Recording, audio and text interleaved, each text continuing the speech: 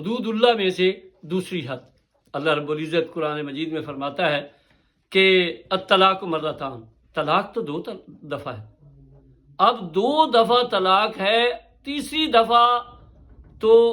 2 ہی صورتیں ہیں، یا تو آپ اس خاتون کو رکھ لیں یا اس کو احسان کے ساتھ آپ روانہ کر دیں۔ اور پھر ایک بڑی اہم بات جو اللہ رب العزت فرماتے ہیں کہ جتنا کچھ آپ خاتون کو دے چکے ہیں اس میں سے لے نہیں سکتے،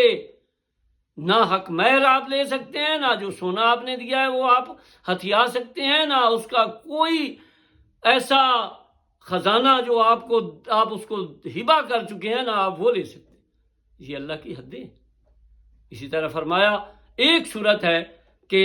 عورت اگر خلا کا مطالبہ کرے اور اس حوالے سے وہ کچھ لے دے کر اپنے خامند کے ساتھ سمجھوتا کر لے، یعنی وہ سمجھتی ہے کہ ہم اللہ کی ان حدود کو قائم نہیں کر سکیں گے اور وہ کچھ لے دے کر ایک معاہدہ کرتی ہے، تو اس صورت میں وہ جائز ہے، ادروائز آپ عورت سے کچھ نہیں لے سکتے۔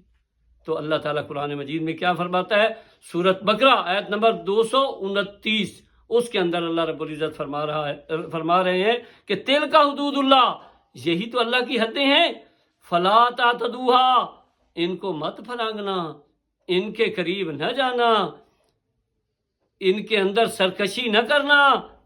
ومن یتعدی حدود اللہ، جو اللہ کی حدوں کو پھر پھلانگے گا، فاولئک هم الظالمون، وہی لوگ ظالم ہوں۔ یعنی ظلم کا یہ نظام ہوگا اگر آپ اس خاتون سے، اپنی بیوی سے، اس کو جس کو آپ طلاق دے رہے ہیں اس سے کچھ بھی آپ لیں گے تو اللہ تعالیٰ عمل کی توفیق عطا فرمائے۔ انشاءاللہ تیسری حد اگلے انشاءاللہ بیان میں عرض کروں گا۔